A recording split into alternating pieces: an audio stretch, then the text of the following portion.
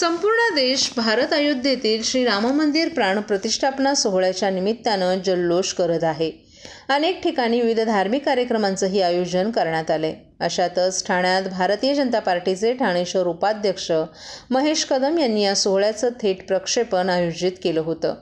ठाणे महानगरपालिका सर्कलजवळ प्रभू श्री राम मंदिर अयोध्येवरून थेट प्रक्षेपण सोहळ्याचा ठाणेकर नागरिकांनी मोठ्या संख्येने उपस्थित राहून आनंद घेतला। तसंच आनंदोत्सव म्हणून ठाणेकर नागरिकांना 100 किलो पेढ्यांचंही वाटप करण्यात आलं। यावेळी मोठ्या संख्येनं परिसरातील नागरिक येथे उपस्थित होते। यावेळी भाजप आमदार संजय केळकर यांची येथे प्रमुख उपस्थिती लाभली। महेश कदम यांनी यावेळी 1990 आणि 1992 साली झालेल्या कारसेवेत सहभागी झालेल्या आमदार संजय केळकर यांचा कारसेवक म्हणून विशेष सत्कार केला। जय श्रीराम नावाचा येथे जल्लोष करण्यात आला। तसंच या आनंदोत्सवात येणाऱ्या जाणाऱ्या नागरिकांना जय श्रीराम लिहिलेल्या पेढ्यांचंही वाटप करण्यात आलं। आनंद होतोय की आज 500 वर्षानंतर रामराज्य अवतरले। या भारत नव्हे संपूर्ण जगामध्ये आजच्या दिवसाची सुवर्ण अक्षरांनी नोंद करण्यात येईल। आम्हाला अभिमान आहे की ठाणे शहराला आमचं लाडकं नेतृत्व कार्यसम्राट आमदार आदरणीय केळकर साहेब हे स्वतः कारसेवक होते आणि त्यांनी स्वतः कारसेवा करून आज या 33 वर्षानंतर त्या आमदारकीच्या त्याच्या कारकिर्दीमध्ये रामलल्लांची प्राणप्रतिष्ठा स्थापन झाली। आम्हाला अभिमान आहे की असे नेतृत्व आज आम्हाला लाभलेलं आहे आणि आज या क्षणामध्ये संपूर्ण जगभर दिवाळी साजरी होते आणि ही दिवाळी साजरी ठाण्यामध्येही जल्लोषात साजरी होत आहे। खूप खूप अभिमानाची गोष्ट आहे। जय श्रीराम, जय श्रीराम, जय।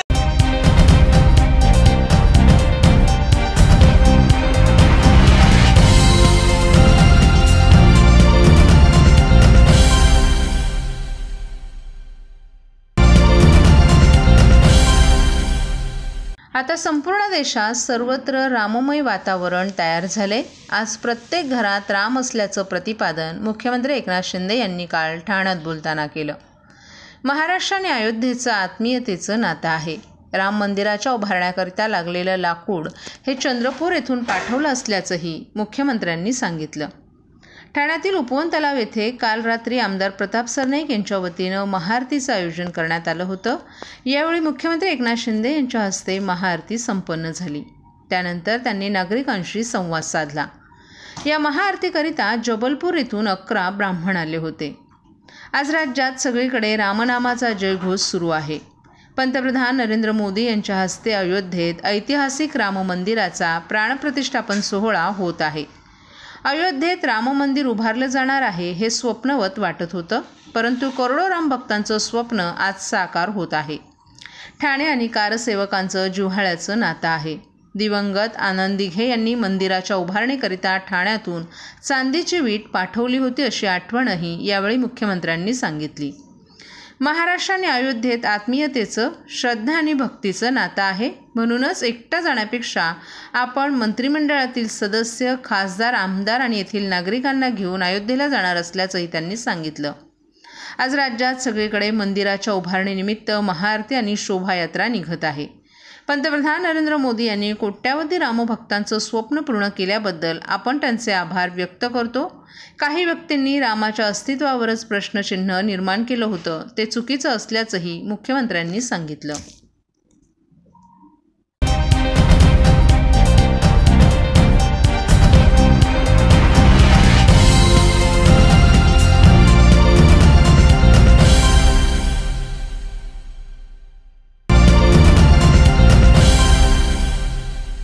काल सायंकाळी ठाकरे गटाच्या वतीनं श्रीराम रथ मिरवणूक आणि दिंडीचं आयोजन करण्यात आलं होतं।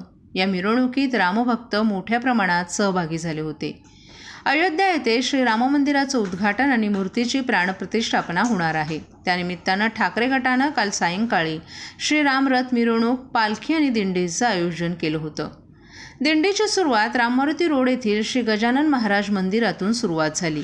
या मिरवणुकीत राम मंदिराची प्रतिकृती देखील ठेवण्यात आली होती। शहरातील घंटाळी मंदिर, श्री कोपनेश्वर मंदिर, श्री सिद्धिविनायक मंदिर, जांभळी नाका येथे या मिरवणुकीचा समारोप झाला। तर आज सकाळी 9 वाजल्यापासून वारकरी भवन येथे राम उत्सव, अभिषेक, भजन, कीर्तन आयोजित करण्यात आल्याचंही ठाकरे गटाकडून स्पष्ट करण्यात आलं।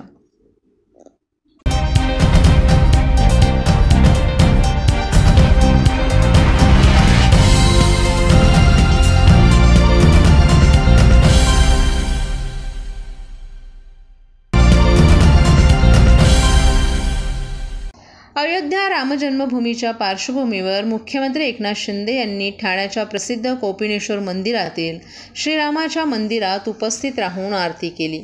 यावेळी खासदार डॉक्टर श्रीकांत शिंदे, ठाणे जिल्हाधिकारी अशोक क्षणगारे, महापालिका आयुक्त अभिजित बांगर, माजी महापौर नरेश मस्के, उपनेते प्रकाश पाटील, माजी महापौर मीनाक्षी शिंदे, आमदार रवींद्र फाटक यांच्या आदी उपस्थित होते। यावेळी प्रकाश पाटील यांच्याकडून चांदीची गदा देण्यात आली असता त्यांनी मंदिराच्या ट्रस्टींना ती चांदीची गदा देऊन रामाच्या मंदिरात ठेवण्यासाठी दिली। यावेळी प्रकाश पाटील कोपिनेश्वर मंदिराच्या जीर्णोद्धारासाठी 5 लाखांचा धनादेश त्यावेळी त्यांनी ट्रस्टींना सुपूर्द केला।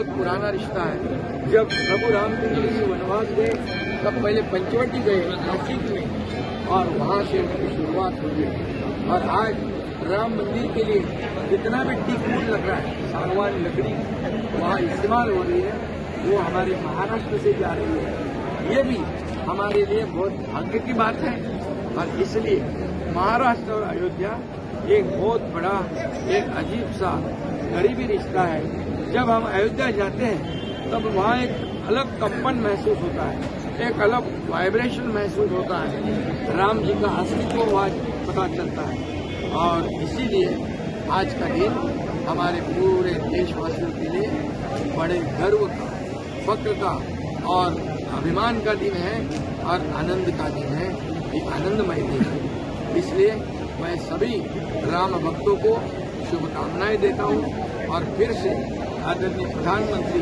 नरेंद्र मोदी जी को धन्यवाद देता हूं, उनका आभार व्यक्त करता हूं।